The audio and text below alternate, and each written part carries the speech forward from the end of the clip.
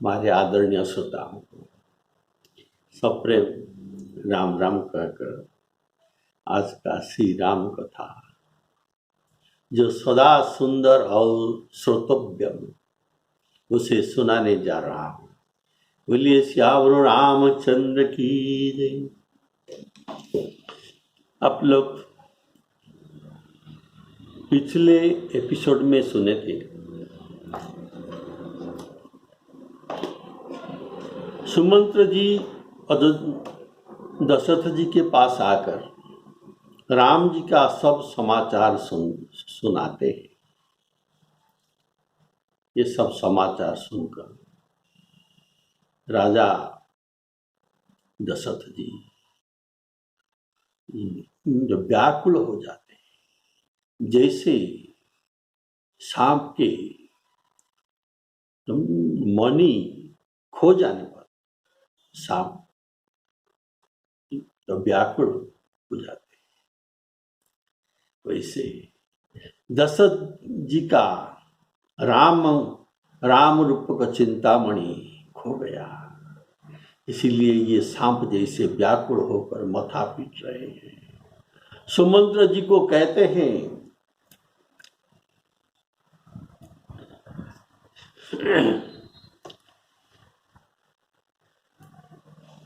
मुझे राम लक्ष्मण और सीता को लाकर दिखाओ। हे रघुनंदन राम जी, तुम्हारे बिना मैं बहुत दिन जीवित रह गया। अब और जीना नहीं चाहता हूं। हा रघुनंदन प्राण प्रीते,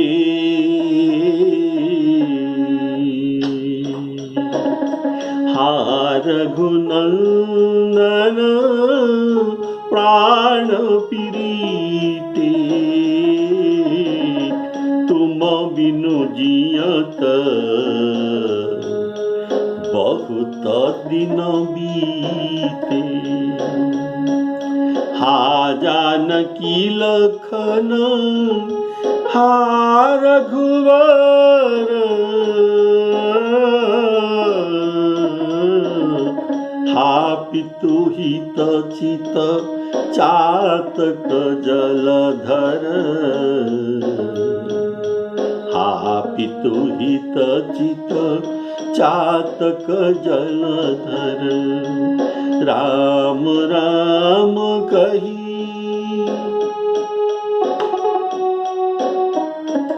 राम राम कही, राम कही,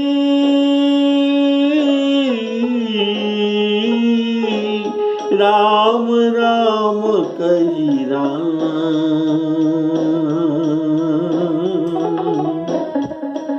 तनु परिहरी रघुवर बिरह, राव गए सुरधाम, राव गए सुरधाम।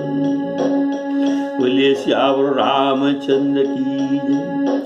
राम राम राम राम ऐसे रट लगाए, 6 बार रट लगाए और इसके बाद राव गए सुरधाम अर्थात स्वर्ग को चले गए राजा दशरथ जी। बोलिए सियावर रामचंद्र की। तो दशरथ जी का देह त्याग हो गया।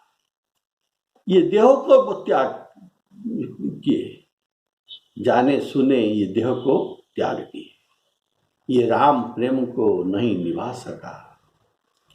देह त्याग करने का समय दशरथ जी 6 बार राम राम कहते हैं। कारण गोस्वामी जी कहते हैं, राम राम राम राम राम राम जपत, राम राम राम राम राम राम जपत। 6 बार। मंगल मोद उदित होत, मंगल मोद उदित होत, अघ अमंगल नष्ट, अघ अमंगल नष्ट। बोलिए श्यावर रामचंद्र की जय। तो दशरथ जी राम जी के पिता होने पर भी परम धाम को न जाकर स्वर्ग को क्यों गए? कारण अधम मुकुट होई सुति गावा। अधम भी मुक्त होते हैं, जैसे वेद में वर्णन है। तो राम जी का पिताजी ये क्यों मुक्त न होकर स्वर्ग को गए?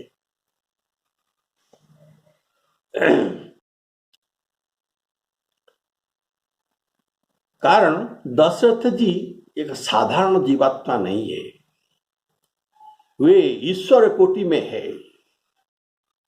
कारण भगवान के 24 अवतार में जो मनु महाराज का अवतार का नाम है, वे मनु महाराज लोकहितार्थ दशरथ जी का देह धारण किए थे।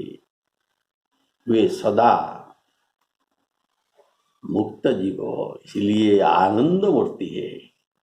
ये सदा आनंद मूर्ति है। उनके राम राज्य देखने को इच्छा था, इसलिए स्वर्ग में निवास कर रहे थे। रावण वध के बाद राम दर्शन के लिए वे स्वर्ग से आए थे। इसका प्रमाण सुनिए। तेहि अवसर दशरथपुर आई, तनय बिलोकी नयन जल छाई। राम जी को देखकर दशरथ महाराज रो रहे हैं। अनुज सहित प्रभु बंधन कीना। राम लखन जी उनको बंधन किए रावण वध के बाद। आशीर्वाद पिता तब दीना। राम जी कहते हैं, तात सकल तब पुण्य प्रभाव, जीत्यो अजय निशाचर राऊ। सुनि सुत वचन प्रीति अति बाड़ी, नयन सलील रोमावली ठाड़ी।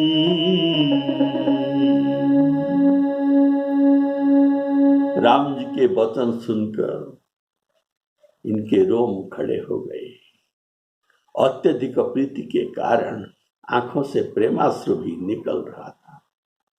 तो रघुनाथ जी अनुमान किया, पिता का बहुत प्रेम है, उनको ये प्रेम आसक्ति दुराने के लिए कुछ ज्ञान देना है।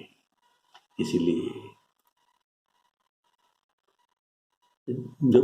दृष्टि के द्वारा राम जी अपने दृष्टि के द्वारा दशरथ जी को ज्ञान प्रदान किया। स्पर्श के द्वारा भी ज्ञान प्रदान किया जाता है।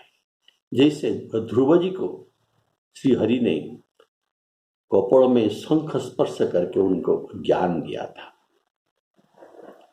और गुरु के आशीर्वाद से भी ज्ञान मिलता है, गुरु के बातों में ज्ञान मिलता है, वैराग्य के द्वारा भी ज्ञान मिलता है।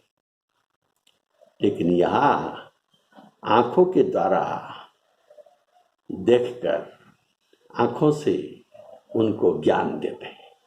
चितई पितई दिने दृढ़ ज्ञान। अभी दशरथ महाराज जी के दृढ़ ज्ञान हो गया, अर्थात राम जी को पुत्र न मानकर उनको भगवान माना। राम जी का असली स्वरूप का दृढ़ ज्ञान हो गया।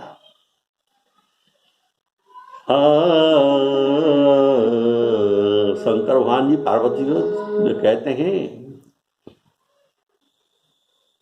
दशरथ जी को मोक्ष नहीं मिला, कारण उसने ही मनु अवतार में भेद भक्ति भगवान को जाचना किया था। भेद भक्ति क्या है? आप प्रभु हैं और मैं आपका सेवक हूँ।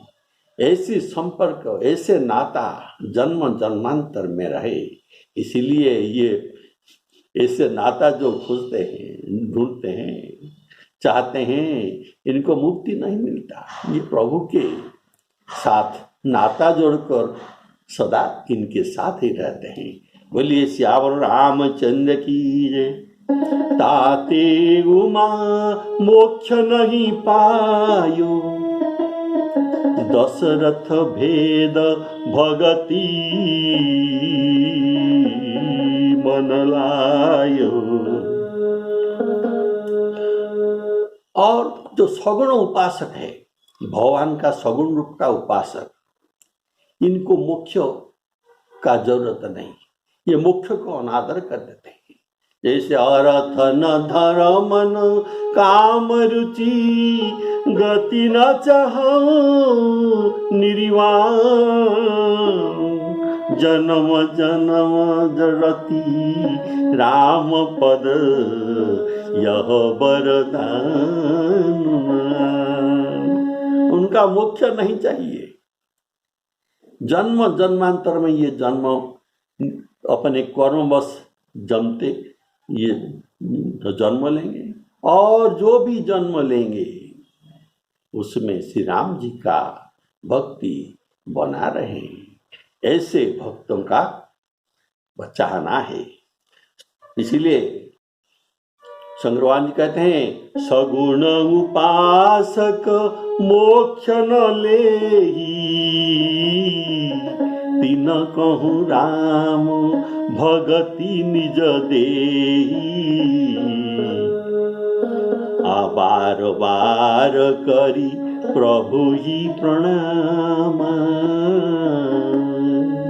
जब दशरथ जी स्वर्ग से आए थे, राम और लक्ष्मण उनको प्रणाम किए थे और दशरथ जी ने उनको आशीर्वाद भी दिए थे, लेकिन स्वर्ग को जाने के समय अब दशरथ जी राम जी को प्रणाम करते हैं। कितना बार, बार बार, बहुत बार प्रणाम करते हैं राम जी को। बार बार कही करी प्रभु ही प्रणाम, दशरथ हरसी गए सुर धामा। श्री राम जय राम जय जय राम,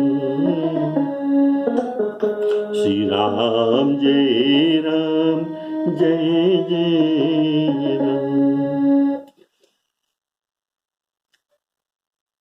जो अधम के मुख में भी मरते समय अगर राम नाम का उच्चारण या याद हो जाए तो ये अधम भी मुक्ति हो जाता है। आजिन कर नाम अधम मुख श्यावर रामचंद्र की, जाकर नाम मरत मुख आवा।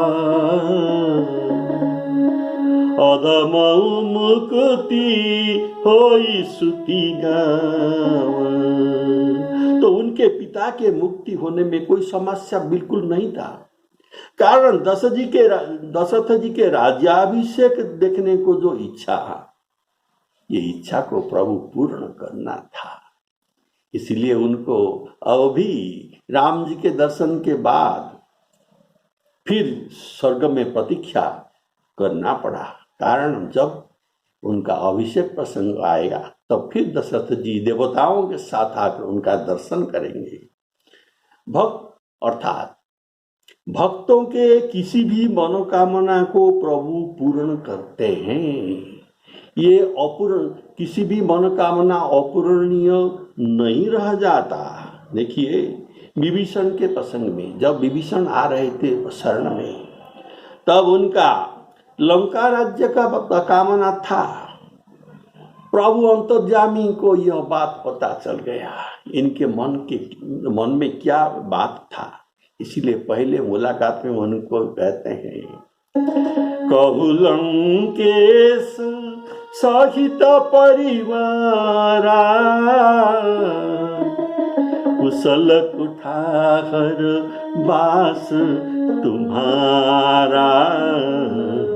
श्री राम जय राम जय जय राम। प्रभु के इस बात में विभीषण जी राम जी को भगवान मानना कन्फर्म हो गया, कारण ये अंतर्यामी रूप में इनके मन को बात जानकर उनको पहले ही लंकेश का संबोधन किया। लेकिन बोलिए श्यावर रामचंद्र की जय। तो विभीषण कहते हैं, प्रभु मेरा राज्य कामना था, लेकिन प्रभु के प्रेम रूपी नदी में ये कामना बह गया और मेरे पास नहीं है, तो अब मैं राज्य नहीं चाहता, मुझे भक्ति चाहिए। बोलिए श्याम रामचंद्र की। तो प्रभु एवमस्तु प्रभु एवमस्तु कही प्रभु रणधीर। एवमस्तु कहे, तुमको भक्ति दे दिया और मांगे तुरंत सिंधु कर नीरा, समुद्र का जल मंगवाते हैं श्री राम जी। एवमस्तु कही प्रभु रणधीर, मांगे तुरंत सिंधु कर नीरा। राम जी कहते हैं, हे सखा, यद्यपि आपका इच्छा नहीं है, तब भी आपने कभी तो इच्छा किया था, इसीलिए मैं भक्तिवर आपके इच्छा के अब का इच्छा में मैं आपको भक्ति का वर दिया। और पहले का जो इच्छा था लेकिन अब नहीं है, उसी को भी मैं पूर्ण करने के लिए तुमको अभी समुद्र के सर्व तीर्थमय समुद्र के जल में तुमको लंकाधिपति करके तुमको राज्याभिषेक करता हूँ। बोलिए श्याम रामचंद्र की। अस कही राम तिलक ते ही सारा, सुमन वृष्टि नभ भई अपारा। श्री राम जय राम जय जय राम। प्रभु अवश्य भक्तों की मनोकामना पूर्ण करते हैं। भक्त भगवान की सेवा चाहता है, भगवान के नाम जप करता है, उनके शरण में सदा रहता है। तो प्रभु सोचते हैं, मैं उनका ऋणी हूं, तो मैं उनके लिए क्या कर सकता हूं। ये ढूंढते ढूंढते अगर इनके कोई कामना को ये प्रतीक्षा करते हैं। अगर वो उनके मुख से कुछ कामना प्रकाश पा गया तो उसको ये पूर्ण न करके नहीं छोड़ते। बोलिए श्यावर रामचंद्र की जय। अस कही राम तिलक तेहि सान। वैसे ध्रुव जी राज्य प्राप्ति के कामना में, ग्लानि में तपस्या कर रहे थे। प्रभु के दर्शन में उनके सब मनोकामना बह गया। प्रभु कहते हैं तुम्हारे अब इच्छा नहीं है, लेकिन तुम्हारी पहले का जो मनोकामना था उनमें उसे मैं पूर्ण करता हूँ। इसलिए मेरे आज्ञा से तुमको 36,000 वर्ष राज्य करना होगा, ये मेरी आज्ञा है। इसीलिए प्रभु को भक्त वांछा कल्प तरु कहा जाता है। भक्तों के सभी मनोकामना को भगवान पूर्ण करते हैं। इसलिए राम जी उनके राज्याभिषेक के दशरथ को दर्शन कराकर जब ये परम धाम को जा रहे थे तो स्वर्ग से उनके पिता को भी लेकर अपने साथ गए। बोलिए श्यावर रामचंद्र की जय। श्री राम जय राम जय जय राम।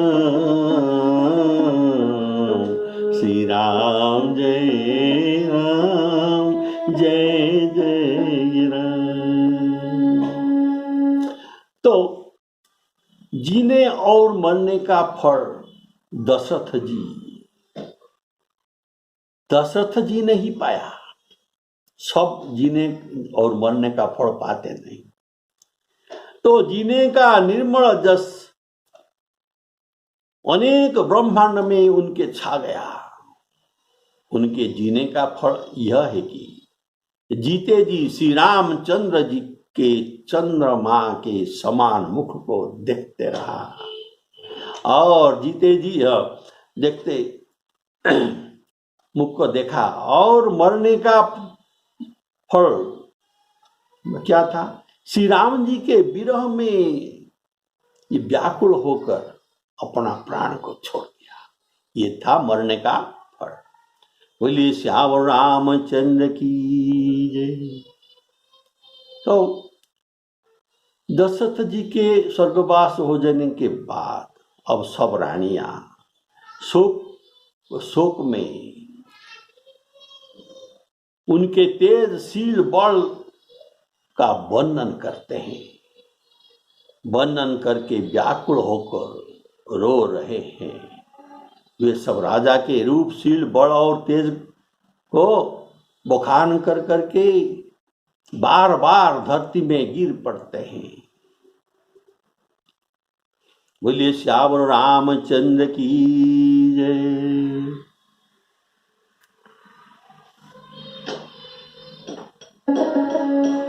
जियन मरण फल दशरथ पावा। जियन मरण फल दशरथ पावा। अंड कटाह अमल जसु छावा। जियत राम विधु बदनु निहार।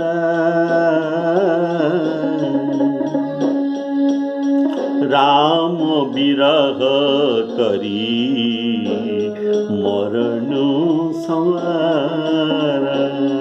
उनके मरना भी बड़ा सुंदर हो गया। राम जी के विरह में जो मरते हैं उनका मरना बहुत सुंदर है। इसीलिए राम विरह करी मरनु संवार। करही बिलाप शोक विकल सब रोबहि रानी, रूपशील बल तेज बखानी, करही विलाप अनेक प्रकारा, परही भूमि तल बारही बार, परही भूमि तल बारही बार।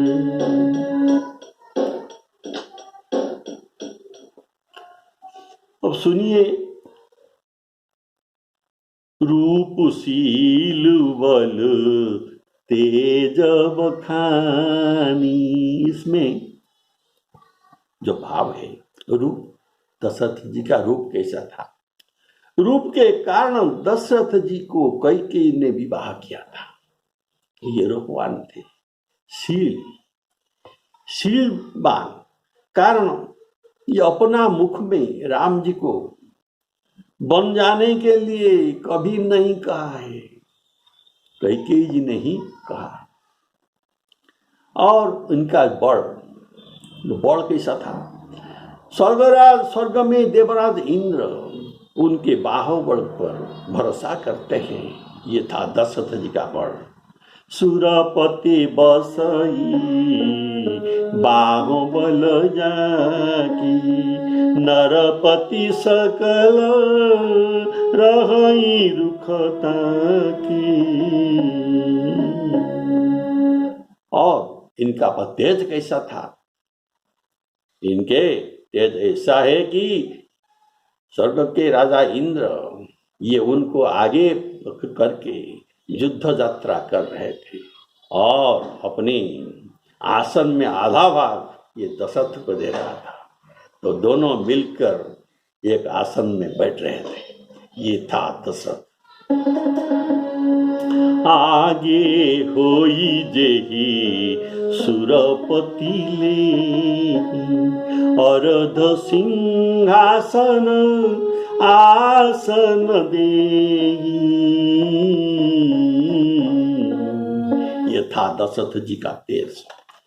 बोलिए सियावर रामचंद्र की जय।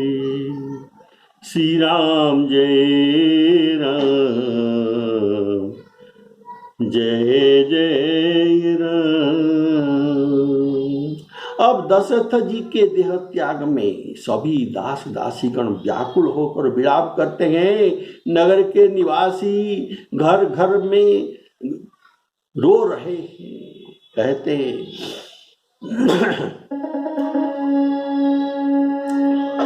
कहते हैं कि आज धर्म में सीमा, आज धर्म में सीमा,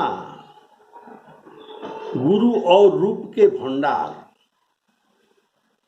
सूर्य कुल के सूर्य अस्त हो गए। ये था दशरथ राजा के लिए उपमा। सब कैकेयी को गालियां दे रहे हैं, जिसने संसार भर को नेत्रों का अंधा कर दिया। इस प्रकार विलाप करते रात बीत गया। प्रातः काल सब बड़े बड़े ज्ञानी मुनि वहां आए।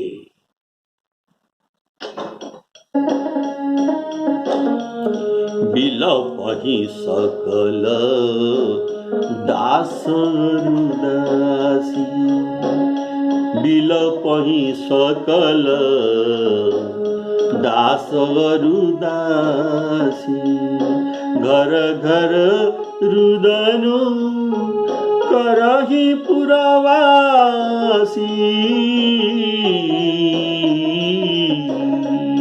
अथयेउ आजु भानुकुल भानु, धर्म अवधि गुण रूप निधानु। गारी सकल, गारी अर्थात गाली, गारी सकल कैकेयी देही। नयन विहीन कीन जग दीजे। यही विधि बिलपत रैनी बिहानी, रैनी रात बीत गया, यही विधि बिलपत रैनी बिहानी। आए सकल धीर मुनि ज्ञानी। तो वशिष्ठ मुनि ने समय के अनुकूल अनेक इतिहास कहकर अपने विज्ञान के प्रकाश से सबका शोक दूर किया। तब वशिष्ठ मुनि समय सम कही अनेक इतिहास, शोक निवार्यों सब ही कर निज विज्ञान प्रकाश। बोलिए श्यावर रामचंद्र की जय। निज विज्ञान प्रकाश अर्थात सबको समझाए। देखो, जातस्य ही ध्रुव मृत्यु ध्रुव जन्म मृतस्य च। इसका जो व्याख्या किए और शंकर भगवान जी जो पार्वती जी से जो कहते हैं, क्या कहते हैं, उमा कहूँ में, ये भी विज्ञान का बात है। शंकर भगवान जी जो पार्वती जी से कहते हैं ये विज्ञान का बात है। तो ये विज्ञान का बात कौन है, क्या है? उमा कहूँ में अनुभव अपना,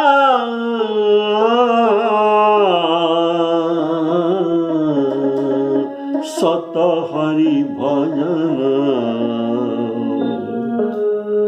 सत हरि भजन जगत सब सपना। ये है विज्ञान। हरि भजन ही सत्य है और जगत है एक स्वप्न। ये है विज्ञान, असली विज्ञान। बोलिए श्यावर रामचंद्र की। और अर्थात जगत स्वप्नवत और हरि भजन ही सत्य, यही विज्ञान है। तो वशिष्ठ जी ने नाव में तेल भरकर राजा के शरीर को उसमें डुबा कर रखवा दिया।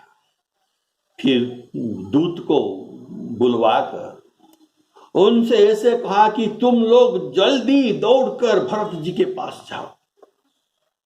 राजा के मृत्यु का समाचार कहीं किसी समय किसी को भी न कहना। जाकर भरत जी से इतना ही कहना कि तुम दोनों भाइयों को गुरुजी ने तुरंत बुलवा लिया है, इसलिए आप लोग अभी चलिए। बोलिए श्याम रामचंद्र की जय। तो ये दूत अपने वेग से उत्तम घोड़ाओं को भी लजाते हुए, ये दूत दौड़ने वाले दूत है जिसको रनर कहते हैं। रनर ये सब समय का दौड़ता ही है, तो ये रनर था। तो ये श्यावर रामचंद्र की जय। श्री राम जय राम जय जय राम। श्री राम जय राम जय जय राम। तो ये दौड़ते दौड़ते घोड़ाओं के वेग को भी, उत्तम घोड़ाओं के वेग को लजाते हुए ये दूत चले। तो गुरु जी का दूत बुलवाकर कहने का भाव, राज्य में राजा नहीं, राजाहीन राज्य सुनकर शत्रु में चढ़ाव भी कर सकते हैं, इसलिए राजा के मृत्यु का समाचार गुप्त रखा गया। ये अयोध्या के बाहर नहीं जाना चाहिए। बोलिए श्याम रामचंद्र की। तेल नाव भरी नृपतनु राखा दूत बोलाई बहुरी असभाषा धावन धावन ये दूत का काम था तो धावन इसलिए रनर धावन भर धावन बेगी भरत पही जाऊ नृप सुधी कतहु कहु जनी कहूँ ये तो नहीं कहेऊ भरत सन जाई गुरु बोलाई पठयऊ दो भाई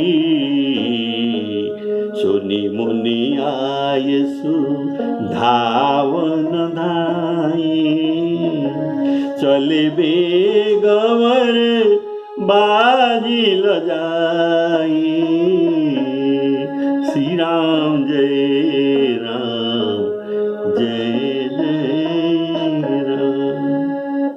सीताराम अर्पणमस्तु।